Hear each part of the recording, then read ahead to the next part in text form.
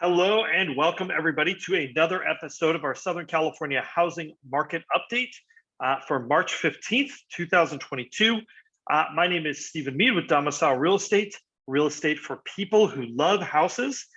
And yeah, it's been an interesting week and we have kind of some interesting market dynamics that we see going on. And I wanted to kind of put this week's episode really in the background of affordability.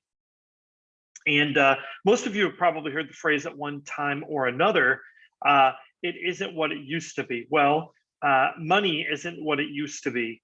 CPI indexes are coming back with, year over years that are looking like they are close to 8%. That is huge. And it means affordability is both worse and better than it seems. And I'm going to take a second. I'm going to break that down for you as we go through the stats and I explain that for you. But one of the things that I think is a very big driver of the health of a real estate market overall is sort of understanding that notion of affordability and what does that really mean and drilling down into it. So I think this is probably one of the most important topics, something that comes up frequently by industry pundits or those who are expecting a market crash is that we can no longer afford homes. And we have watched that affordability level ratchet up. So let's get started. We're going to get into that, but I think we're weaving that through our conversation this week. It really is about affordability and what does that mean? So, alrighty, starting off, total active listings. I do feel like things are getting a little better, but they've flattened out the last week or so. We haven't really seen any increases in active listings. It's like a bunch of things came on the market and they got absorbed. I am hearing some very interesting stories anecdotally, whereas before we would see homes get 25 offers on them and packed open houses. What we're seeing is still packed open houses, but they might be receiving fewer offers on each property, not 25, more like 5 offers. What does that actually mean for you? And what does that mean? And tell us about the market, because what's interesting is that behavior doesn't show up in statistics very easily. It's sort of what we call a leading indicator. It's something that tells us about what might be happening in the future. So if we look at our new listings, we do see that listings have come up on the market. Really great news, right? More new listings are coming up. We are close to where we were last year, under 1 million, and we are exceeding where we were last year when it comes to 1 to 2 million. Again, something that I mentioned is I think there's a part of this that is sort of due to that kind of shifting of the market. $1 million isn't what it used to be when we started this. And now going forward, the reality is there just are fewer homes coming up. There are fewer homes valued under $1 million and probably more in the $1 to $2 million category. So we may be making some changes to our stats to kind of account for that in the future. Year over year, this is probably okay, but when a market moves by significant numbers, it means that you're really better off having a more relative pricing scale. Like for our first-time home buyers, you'll notice we do 25th percentile, right? That 25th percentile, that price may move over time, but it's still the same sort of point in the market from least expensive to most expensive. But if we look at, our new escrows, I want to point something out here, right? This is new listings coming on the market.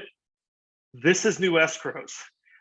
You're seeing that these are moving in lockstep together. And that's the reason why you might not be seeing the kind of changes that you've been expecting, right? More listings came on the market in the last 2 weeks, more homes went into escrow in the last 2 weeks. So those are moving together. That supply-demand relationship does not appear to be fundamentally changing, at least not on the surface. Now, if you look at our absorption rate, this is remarkably steady. I'm using that word intentionally. I'm used to seeing this number move around a whole lot more. Admittedly, this is only over about a month period, but look how steady this is compared to where we were at this point last year. We're just under 90% for that under 1 million, and we are, kind of in the mid 80s, low to mid 80s here for our 1 to 2 million category. These are both still competitive markets. Neither of these price ranges is going to be easy. You can buy anything that you want. But one of the questions that I keep getting is, when are we going to see effects of affordability on our market? I'm going to go off screen share for a second. This data, this piece of information about absorption rate, I don't think tells the entire story, especially when you are in a situation where supply and demand have been so out of whack as they have been in our market. So let me give an example of what I'm talking about. If you have a thermometer that shows between 80 degrees and 100 degrees Fahrenheit, if it is 110 degrees out, you don't have any additional information that you did when it was only 100 degrees out, right? It's off the scale, like you can't see what's happening. So if the temperature drops from 110 to 105, you wouldn't even notice it because it still reads 100 on your thermometer. And I think that's what we're seeing happen a little bit with this absorption rate. And I'm trying to think of another measurement we can use to kind of to read what's off the scale, so to speak. But what I'm seeing here is that anytime you're kind of close to these levels, I feel like that we are so undersupplied that, you know, even if we went from a situation where due to rising rates, we're seeing that, you know, like again, instead of 10 offers on every house, it's 5 offers on every house, right? It's still more than 1 offer on every house. And we're not seeing the results of that. There's still not enough homes to go around. And that's the reason why this market is being so resistant despite reductions in affordability. That's why we're seeing that it's keeping going like this. Now, if we look at our closed prices, this really should tell you a bit about what's happening. Now, remember, this stuff is 4 to 6 weeks behind. So this tells us what pricing was like 4 to 6 weeks ago. And you know what? This is accurate. Look at how steep these slopes are here in all of these price ranges over the last few weeks, or really 6 to 8 weeks ago. You know, that tells you a lot about a market where there just isn't enough to buy and people want to buy things. Now we have our still active after 14 days on market. Again, this one's been fairly steady and we see it dropping again this past week, meaning there's an uptick in people buying.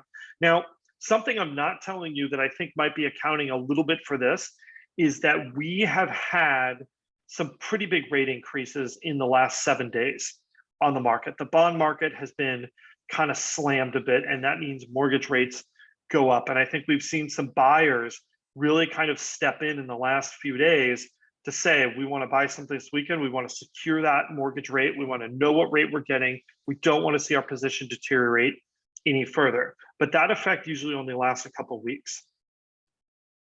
Now we reset the scale here on our close versus list price.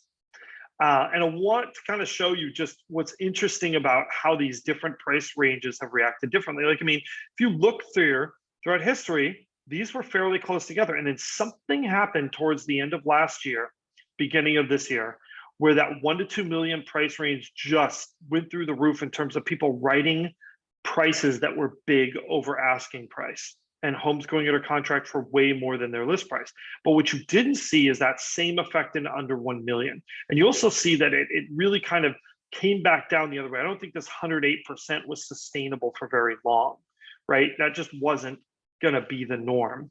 But here we are back at 106% for our 1 to 2 million category, and a little over 104% here for our under 1 million category. Remember, this is based on closed transactions. So again, this data is also 4 to 6 weeks old. I actually think that we are going to see a little bit of easing on this front. I think we're going to see buyers writing offers closer to list price on homes. I think that's a function of as soon as there are not, if you're competing against 3 other buyers versus 13 other buyers, I think that's the net result, right? It's gonna slow that pace of price growth where you see a situation where the expectations of sellers are very divergent from the expectations of buyers. That's really what this chart gets at the heart of, is that buyers are like, I need to spend money to get this. And sellers are like, well, my neighbor sold for this, let's go up 10,000 from there. So I think we're gonna see a little bit of easing on this front. Does this mean we're gonna be back down under 100%? I'm not really seeing that, but I think we might be back into this 102 to 104% range pretty quickly. Now we have our days on market for new contracts. That just has deteriorated further. We are below 20 days. And if you look here, It's really fascinating to watch because you see this upper price range has just gotten closer and closer and closer. And then starting this year, I mean, these really were almost the same number. And one of the things that I'm seeing is just structurally, right? This is like that thermometer, except it's the other way. We've got a thermometer that goes down to 20, and it really doesn't read very well below that. I don't think days on market could get any shorter, just logistically speaking, but we're kind of bumping against that lower boundary.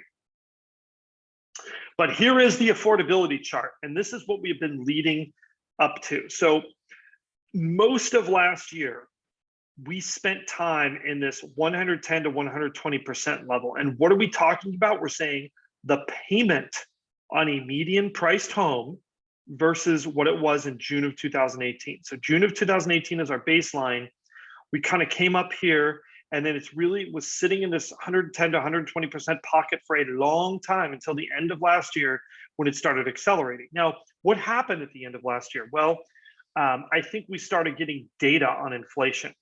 I think people were feeling inflation well before that, but we didn't really quite have the numerical data that admitted to everybody the level of inflation we were seeing.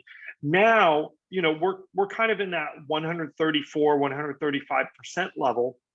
I actually think mortgage rates are a little worse than we're going to show on the next page, mainly because we do what's a weekly average from Freddie Mac. It's not updated daily. I think if we're updated today, it would actually be higher. But you know, what has caused this increase here that's happened since pretty much the beginning of the new year? I think a lot of this is incorporating inflation. And you know, inflation is both your best friend and your worst enemy for home prices. On one hand, inflation is what eventually allows wages to grow and allows it eases your affordability problem. It supports price increases of homes. Inflation does something else. If you are a homeowner and you have a mortgage that is below the rate of inflation, you are actually being paid to have borrowed money. Your real rate of interest is negative on that loan.